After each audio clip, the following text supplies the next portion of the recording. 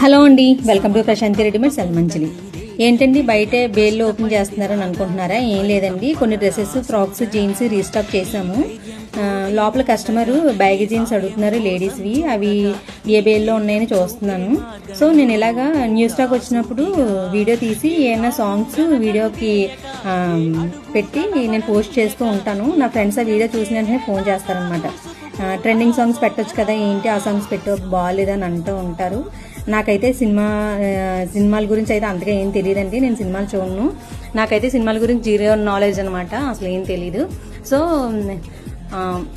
నేనేంటంటే మేము business start చేసి 8 years అవుతుందండి. ఈ 8 yearsలో నా బిజినెస్ జర్నీ మీతో షేర్ చేసుకోవాలని అనుకుంటున్నాను.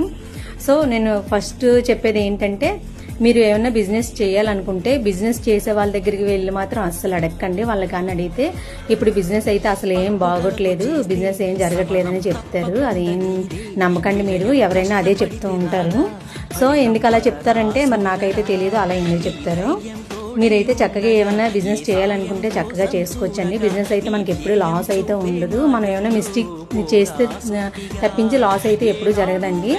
ఎవరు చెప్పింది మీరు వినకండి. మీరు మొండిగా మీరు చేయాలనుకున్నది చేసేయడమే.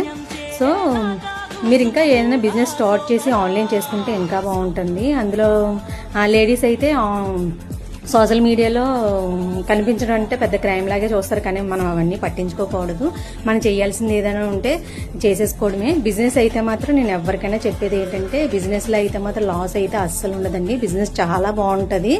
సో ఇంకా నేను చాలావే మీతో షేర్ చేసుకుంటాను. ఓకే అండి, థ్యాంక్ యూ.